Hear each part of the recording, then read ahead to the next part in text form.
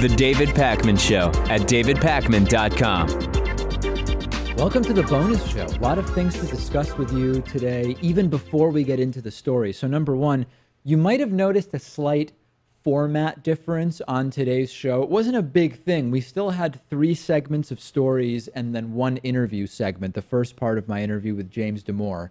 But you might have noticed that the first segment was just 1 longer story, and that the second segment was 1 very, very short story, that letter I got from a new member, and then another longer story. And then the last segment was also a longer story and a voicemail instead of 2 shorter stories and a voicemail. This is one of the things I'm sort of dabbling with, Pat, because people have been emailing me saying, hey, you know, one idea would be to do slightly longer stories. In other words, go into each story in a little more depth and do less of the other stuff. And this has been something we've resisted for some time, in part because part of the YouTube model was having many clips. Yeah. Now that we're making less and less money from YouTube and it's not really clear what actually does better or worse, we've sort of been freed in a way, because of a very negative situation, to try some other ideas. So we tried today doing fewer stories, more in depth. So what I'm asking you is, please give us feedback about this.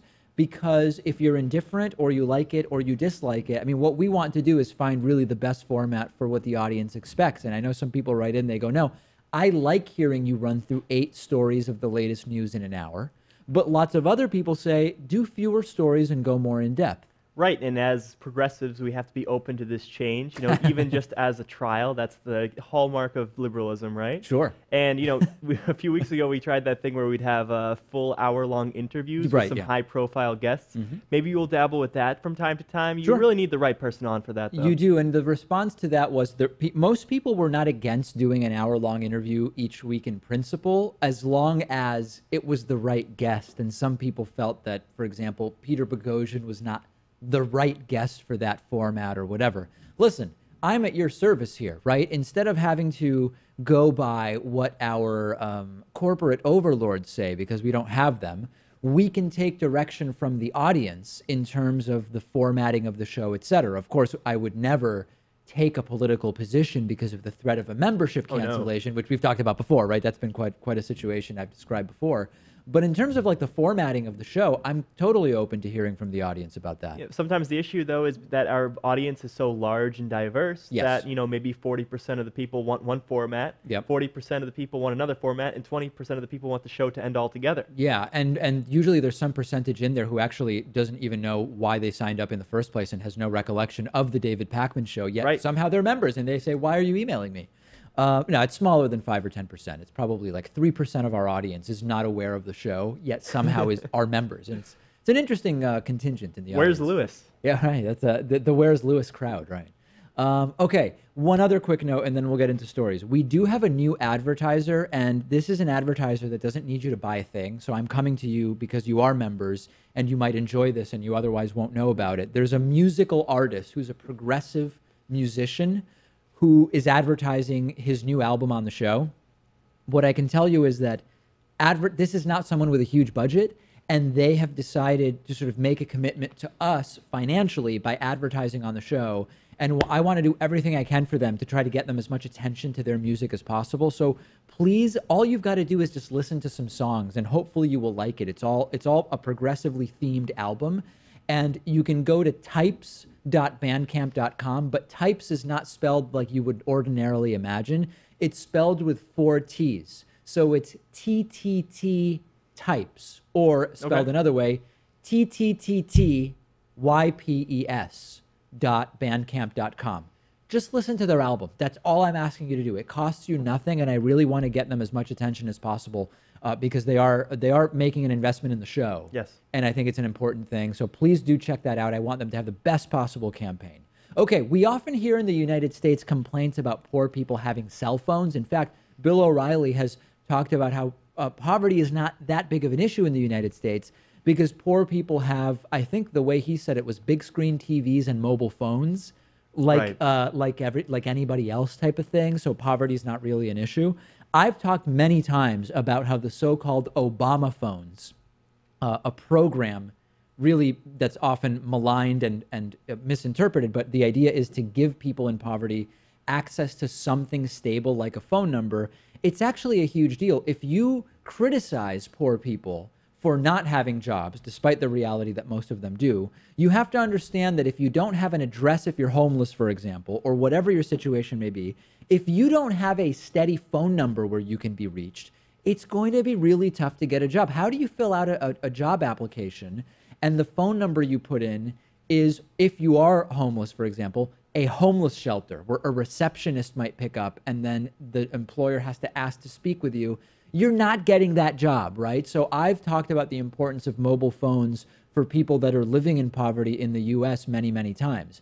There's now been a very interesting experiment done in Kenya where offline farmers that are not connected to the internet, are able to be communicated to infrastructure, digital infrastructure, through a text message network. And it's a service that is sort of like internet for people who don't have internet. You just need a mobile phone and it works via SMS messaging.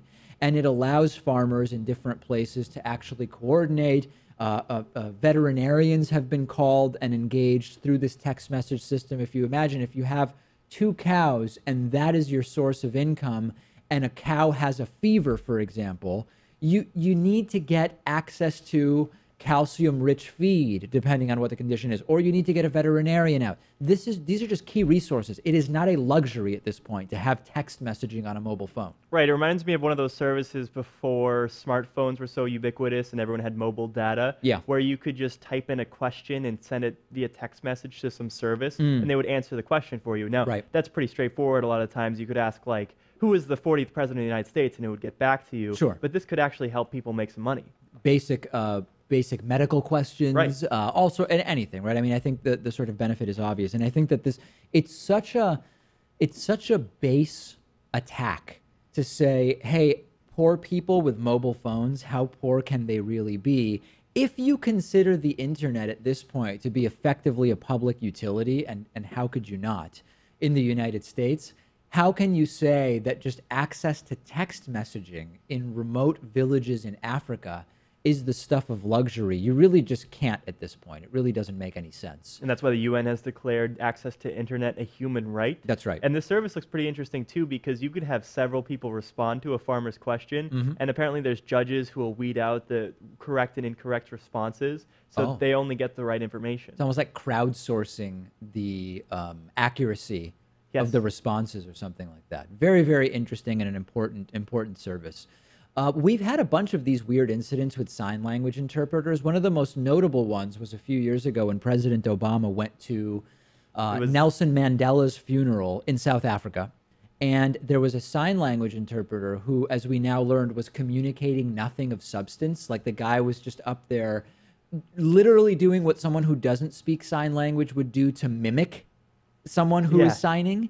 And it was sort of a security risk because they didn't know, well, how did this guy even get up there if he's not a legitimate sign language interpreter? That, I think, to me, is the most famous such incident. It would have been funny if not for the fact that he was so close to the president of the United States, and that it's supposed to be some solemn event in a funeral for Nelson Mandela, and the guy is doing all sorts of hand gymnastics that are not actually communicating anything. So around the recent hurricanes we had, Harvey and Irma, there were a number of different articles written about sort of eccentric seeming sign language interpreters, but for the most part, they were all communicating things of value, right? They were actually interpreting what was being said. And one of these people, as Hurricane Irma went to Florida, was actually caught signing everything from pizza to bear monster. And he immediately was criticized in media as commenters were saying, listen, I speak American Sign Language, and that is not actually anything. And a whole bunch of messages like,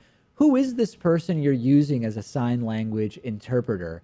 The interpreter, if you watch the video, seemed unsure of himself. He would frequently pause. He was wearing a bright yellow shirt, which you're not really supposed to do, apparently. You're supposed to, if you are a white person, you're supposed to wear dark clothing so that your hands stand out. So even that like basic protocol thing didn't really make any sense. And then the chief executive of the National Association for the Deaf was not pleased with this and said that it was atrocious, and that it violates the Americans with Disabilities Act because Manatee County did not actually provide someone who was able to sign things of value.